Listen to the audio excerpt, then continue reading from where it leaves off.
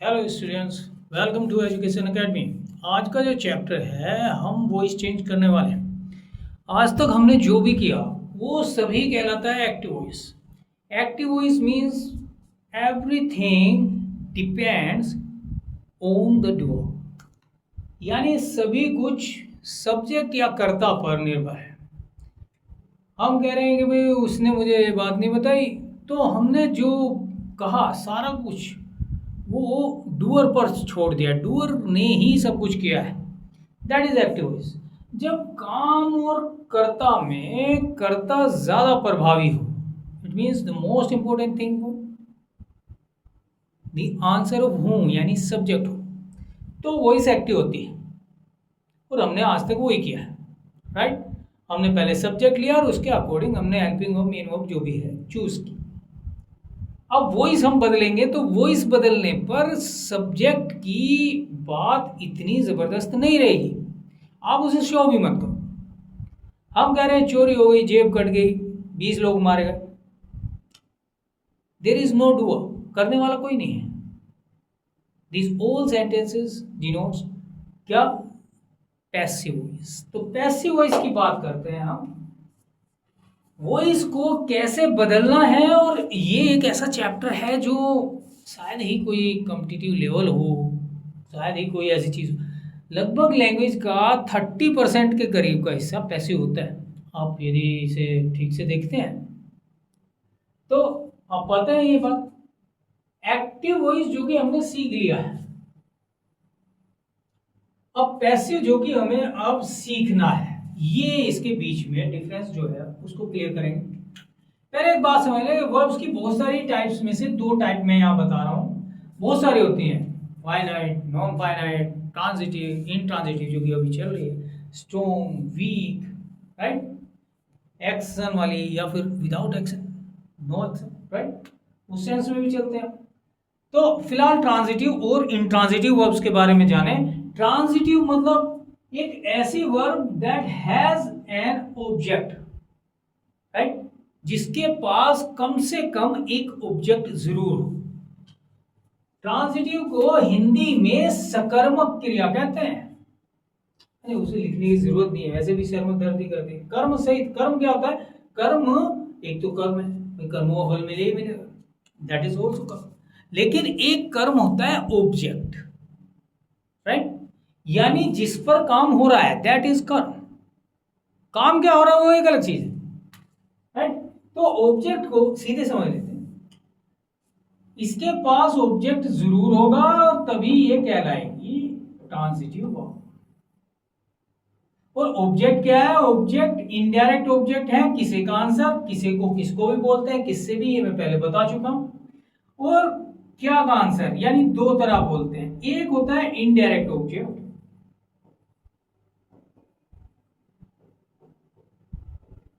Indirect object जो कि home के आंसर में निकलेगा, किसी को होम बोलते हैं, होम के आंसर में निकलेगा और इससे जो निकलेगा वो कोई व्यक्ति होगा, a person, mainly a person, right.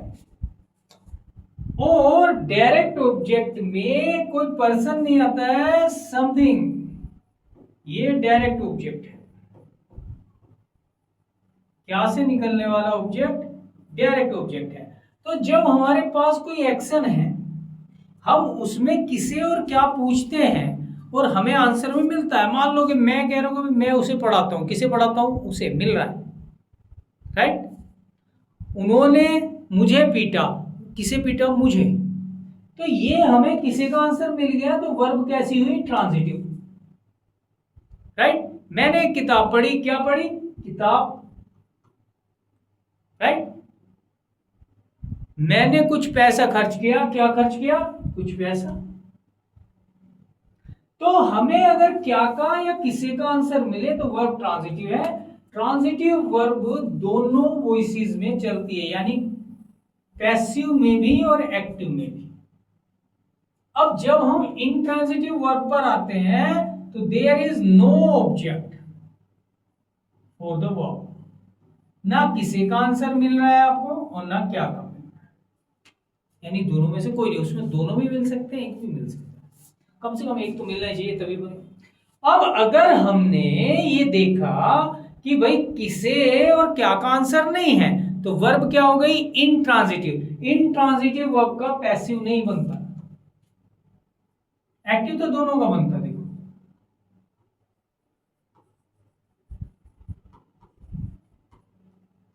तो केवल और केवल ट्रांजिटिव वर्ब को ही एडमिट किया जाता है पैसिव वॉइस में। तो आप ये समझें, इसका जो मीनिंग है मैं बता देता हूं कि क्या कहना चाह रहा हूं। अगर कोई एक वर्ब है जिसके पास ऑब्जेक्ट है, whom से निकल आए, what से निकल आए, ठीक है, पैसिव बनाओ। लेकिन अगर नहीं मिल पा रहा है तो इट मींस वो ट्रांजिटिव नहीं है और इंट्रांजिटिव वर्ब का पैसिव नहीं है। कुछ वर्ब्स प्योर इंट्रांजिटिव हो सकती है, राइट। कुछ वर्ब्स में लिखता हूं, लाइक गो हमारे पास एक वर्ब है, right. When I say I go to school on time, तो आप इसमें व्हेन का यानी ऑन टाइम आंसर ले सकते हैं, वेयर का स्कूल ले सकते हैं, राइट। तो हमारे पास दो एडवर्ब्स का आंसर तो है, लेकिन ऑब्जेक्ट नहीं है। ऑब्जेक्ट निकलता है किसे और क्या से? यानी अगर आप कह रहे हो कि भाई whom, तो whom के आंसर में नहीं निकाल पाओगे, किससे जाता हूं? नो, क्या जाता हूं? तो ये सेंस है कि ऐसी वो वर्ब जिसके पास ऑब्जेक्ट हो ही नहीं सकता, वो प्योर इंट्रांजिटिव। गो है, कम है, राइट। हम कहेंगे वीप, स्लीप एंड डाई। किसे मर गया, कौन क्या मर गया, इसका कोई मीनिंग नहीं बनता है। मरने वाला इसके साथ आने ही आना है, right. He died last night, क्या मर गया, किसे मर गया नहीं बनेगा, ठीक है। तो ऐसी वर्ब जिसके पास ऑब्जेक्ट ना हो उसे इंट्रांजिटिव वर्ब बोलते हैं। और इंट्रांजिटिव वर्ब में पैसिव वॉइस नहीं एडमिट हो सकती, क्योंकि पैसिव जो बनता है वो ऑब्जेक्ट के बेस पर बनता है और ऑब्जेक्ट किसी और क्या से ही निकलता है। Is that clear? अब यहां पर समझिए, हमने आज तक जो देखा सेंटेंस ये क्रिएट करना हमने सीखा, मॉडल्स था। अच्छा, जहां से एक्शन वर्ब शुरू हुई वहीं से एक्टिव और पैसिव में फर्क है। ऐसा नहीं है बी का ही तुम पैसिव बना लोगे, सीधे नहीं बना पाओ, राइट। तो इस बात को समझे, एक्शन होना चाहिए, वो एक्शन पास ओवर होगा इस ऑब्जेक्ट के, तब बन पाए। तो हमने ये सीखा कि हम एक सब्जेक्ट लेते हैं और वो सब्जेक्ट जैसा है उसके जैसी एक हेल्पिंग वर्ब, अगर वो सिंगुलर प्लूरल को डिनोट करती है तो हम उसको जो है ले सकते हैं। उसके बाद एक्शन आएगा और उसकी फॉर्म तय करेगी ये। हेल्पिंग वर्ब क्या तय करेगी? अगर हेल्पिंग वर्ब हमारे पास में बी है तो ये आईएनजी फॉर्म है, अगर वो हैव है तो थर्ड फॉर्म है, डू है तो फर्स्ट फॉर्म है। हम लोग इस तरह से इसे चूज करते हैं, ये सब हमने कर भी लिया है, मॉडल है तो बेस फॉर्म। आफ्टर दैट आता है ऑब्जेक्ट। ऑब्जेक्ट दो क्वेश्चन वर्ड का आंसर है, एक किसे का और एक क्या का। ये मैं कई बार बता चुका हूं, तो इसको आप समझ लें। जब भी आए तो सीक्वेंस ये है कि दोनों आ गए तो 1 2, अगर इसको 1 2 इधर से देना शुरू किया तो बीच में प्रीपोजिशन 2 या 4 नाम की लगती है। ये बाय एंड बाय प्रैक्टिस से आएगा, 4 कम में लगती है आने। तो ये बात ध्यान रखनी है कि जब भी आए तो सीक्वेंस ये बनाएंगे, आप पहले इनडायरेक्ट ऑब्जेक्ट रखें, आफ्टर दैट डायरेक्ट ऑब्जेक्ट रखें, तो अधिकतर हम प्रीपोजिशन से बच जाते हैं। हालांकि मैं एग्जाम्पलीफाई करूंगा तो क्लियर हो जाएगा। अब इसे यहां पर समझ लें। इसके बाद अदर वर्ड्स जिसमें कहा, कैसे, क्यों, कब, यानी 4 एडवर्ब्स का आंसर होता है। इतना ही सेंटेंस बना करता है, राइट। अब हम अगर बात करें तो ये हिस्सा हमने लगभग सारा ही सीख लिया है। सिंपल में जितना भी हो सकता है एक सिंगल सेंटेंस, हालांकि हमने कॉम्प्लेक्स भी लिया, कॉम्प्लेक्स बनता है चूंकि परफेक्ट में, तो वो भी सीखा है हमने। अब आ जाते हैं यहां, अगर हम सेंटेंस को देखते हैं कि भाई पैसिव में जाए, तो जब प्रैक्टिस नहीं होती तो पहले एक्टिव से पैसिव, पैसिव से एक्टिव, ये करने में फायदा है। अगर हम इससे आगे की बात करें कि डायरेक्ट पैसिव, तो वो बात सीखने में थोड़ा सा टाइम लगेगा अधिकतर स्टूडेंट्स को, जिनको आता है वो तो बात है। तो हम क्या करने वाले हैं, कि पहले हम ये देखते हैं कि वर्ब के पास ऑब्जेक्ट है भी कि नहीं। अब अगर ऑब्जेक्ट मिल गया है तो चूंकि पैसिव ऑब्जेक्ट पर ही बनता है तो हम इस ऑब्जेक्ट को उठाएंगे और सब्जेक्ट बनाकर यहां रख देंगे। सब्जेक्ट किसका? पैसिव वॉइस का। पैसिव वॉइस का सब्जेक्ट डूअर नहीं होता। पैसिव वॉइस में जो हम सब्जेक्ट रखते हैं that is not the doer, he does nothing, वो कुछ नहीं करता है, ये याद रखना है यहां पर। तो ये अभी भी ऑब्जेक्ट है लेकिन ये अपने सब्जेक्टिव केस के साथ आएगा, क्योंकि इंग्लिश में जो जगह फिल करेगा पहले वर्ब से पहले वो सब्जेक्टिव केस ही आ सकता है। ये एक रूल है, फॉलो करना पड़ता। हम तो ऑब्जेक्टिव केस में बोलते हैं अगर अपनी हिंदी की बात करें। तो हमने इसे सब्जेक्ट की जगह रख दिया। अब इसमें बी ही आएगी। फिर समझ लें इसे। देखिए, ब्रिटिशर्स और इंडियंस बी को ही लेकर के पैसिव बनाते हैं। अमेरिकन्स ज्यादातर गेट पर काम करते हैं, लेकिन हम लोग गेट का एक ही सेंस पकड़ पाते हैं कि भाई गेट को कजेटिव में यूज कर ले कुछ जगहों पर। हालांकि गेट का आज की डेट में मॉडर्न इंग्लिश में यूज है पैसिव, लेकिन हर जगह नहीं हो पाएगा। लेकिन बी का यूज अगर पैसिव है तो एवरी टाइम कर सकते हैं। Is that clear? देखते हैं। तो हमने ऑब्जेक्ट को पकड़ा और सब्जेक्ट की जगह पर प्लेस कर दिया, ठीक है। अब हम लाए बी।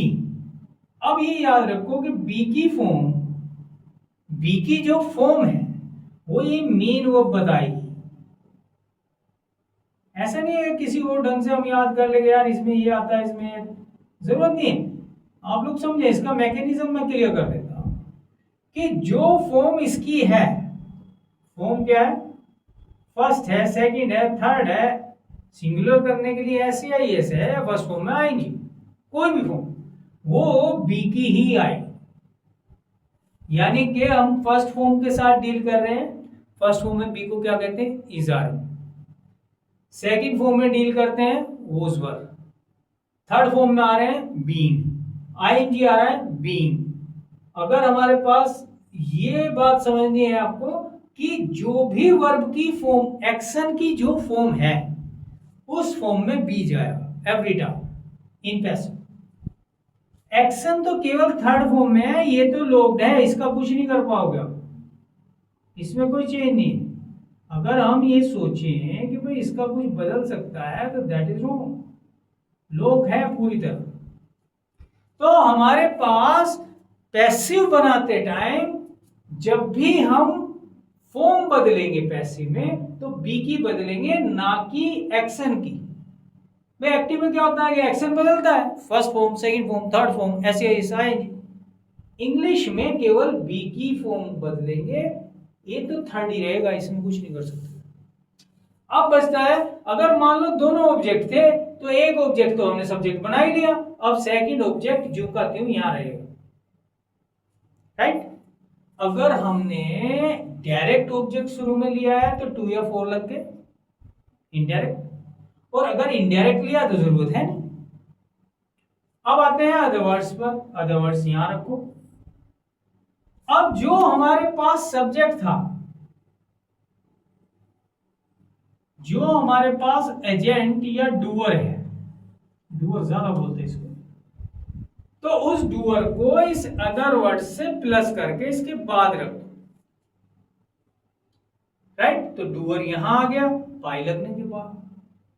बचा हुआ टाइम वर्ड अगर तुम लो तो ये यहां ना रख करके, अधिकतर लोग आज भी यही रखते हैं, ये जरूरी नहीं है। हालांकि इस बाय प्लस डूअर का कोई रोल नहीं है, ये ना भी हम मेंशन करें तो कोई बुराई नहीं है। Is that clear? देखते हैं। अब अगर यहां से थोड़ा ध्यान दें, अगर यहां पर राम है तो बाय लग के भी राम ही रहा, नाउन का कोई ऑब्जेक्टिव केस नहीं होता है, ऑब्जेक्टिव सब्जेक्टिव सेम। अगर यहां पर बुक है तो हमने बुक ही रख दी। लेकिन अगर ये प्रोनाउन है तो प्रोनाउन का सब्जेक्टिव केस ऑब्जेक्टिव केस अलग अलग होता है, और प्रीपोजिशन मांगती है ऑब्जेक्टिव केस, वैसे भी ये पीछे है, आसानी से याद रह सकता है। और जब तुम शुरुआत में लाते हो तो मांगते हैं सब्जेक्टिव केस।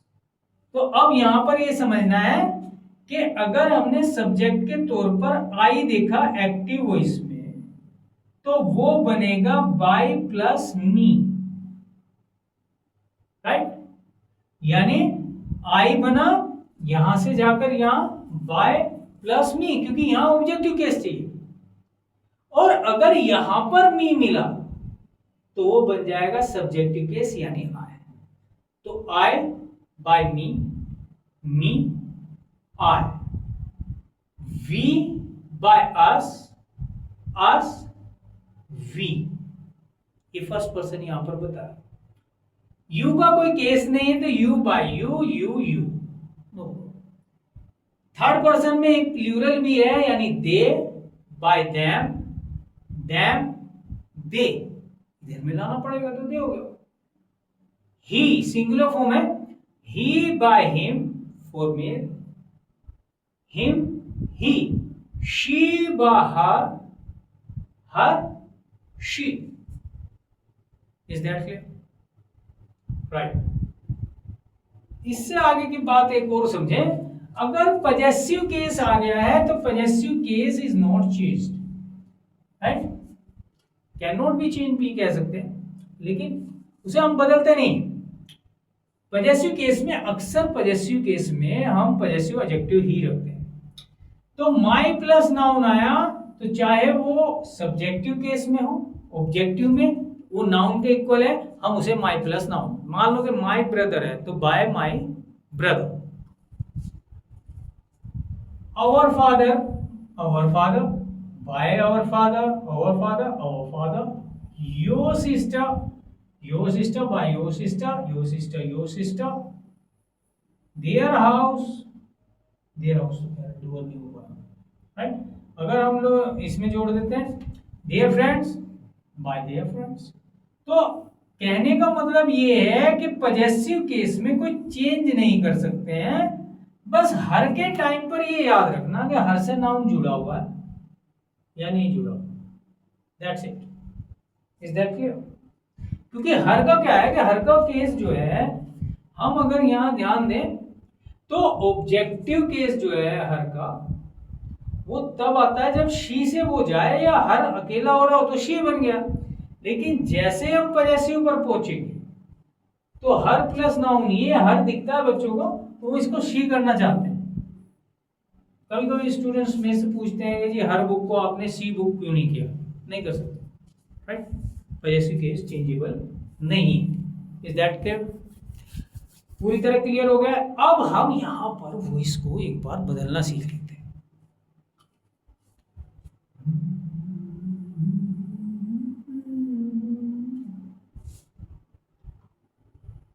ये हमारे पास एक्टिव वॉइस आ रही है,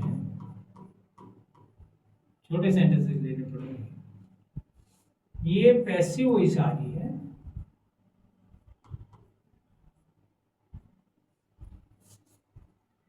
एक्टिव वॉइस अगर फर्स्ट फॉर्म के साथ डील हो रही है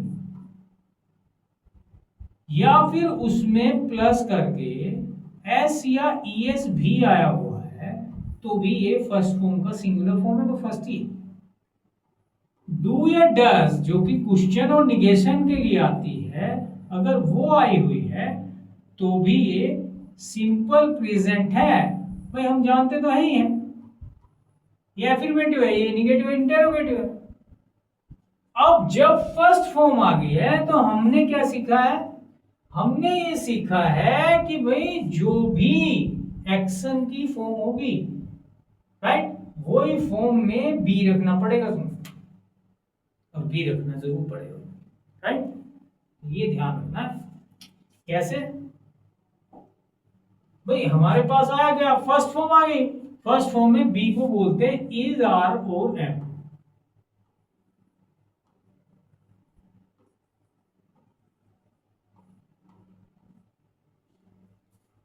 राइट। तो हमें ये याद रखना चाहिए कि भाई ये तो आएगा ही आएगा।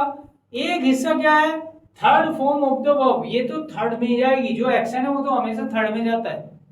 इज, आर, एम हमारी इसकी हेल्पिंग क्यों बनी? क्योंकि फर्स्ट फॉर्म में डील कर रहे हैं, फर्स्ट फॉर्म के बराबर बी आना, और बी होता है is, are, am, first, right. बाकी तो ऑब्जेक्ट का सब्जेक्ट करना है, सब्जेक्ट का ऑब्जेक्ट करना है। एक सेंटेंस से क्लियर है।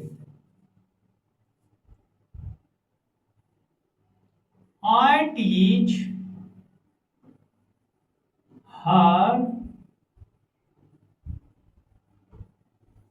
English. राइट? यही सेंटेंस एक बार और लेते हैं. I teach English to her. तो जब हम डायरेक्ट ऑब्जेक्ट पहले लें तो इनडायरेक्ट ऑब्जेक्ट से पहले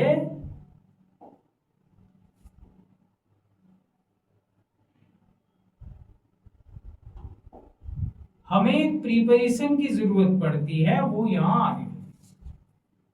इज दैट क्लियर? तो ये दोनों सेंटेंस का सेम मीनिंग है, लेकिन समझना पड़ेगा कि एक में हमने क्या रखा, एक में क्या रखा, उसी ढंग से इसमें भी चेंज होता है. एक्टिव और पैसिव दोनों में एक सा चेंज है, ये याद रखना है. देखते हैं.